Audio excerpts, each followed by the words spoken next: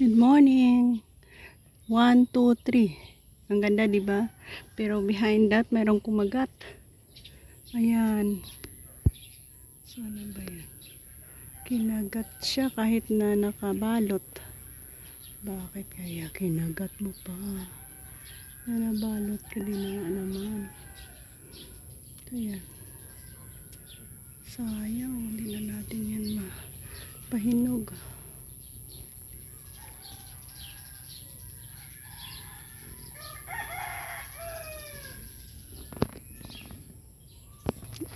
Ito sa dahilan kung bakit nga ba natin ibinabalot ang ating prutas dito dahil sa ayan, mauunahan tayo ng ibon yata ito ang kumain So nakikita nyo lahat na naiwan na bunga ay atin ang ibinalot pero hindi nakasurvive.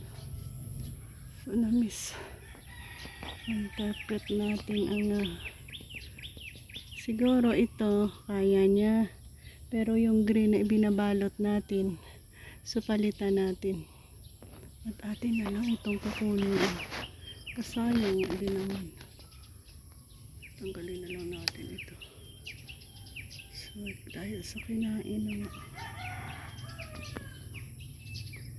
ayan tinanggal na natin. So palitan natin ng green dahil ang green ay parang mas madulas yata ito So yan, mayroong kumagat sa isa sa ating mangga na ay, mayroon din pala doon kahit pala yung green na net hindi niya rin mapalagpas.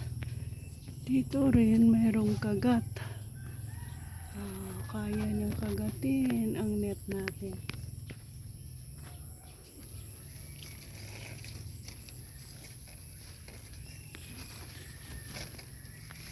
Ayan. So, pinagat niya rin ang net na binabalot natin. Sayang ay. Malapit na sanang mahinog na. Kaya nag-yellowish na Ayan. Sayang.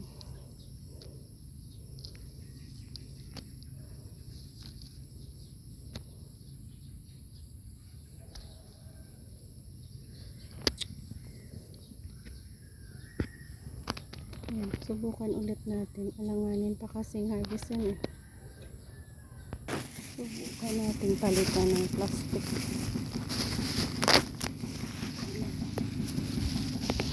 Try natin sa plastic.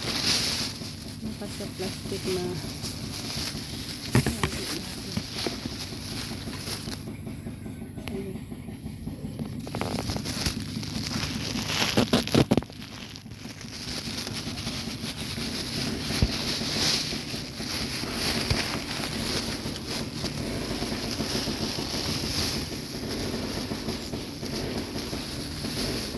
i-plastic na lang natin.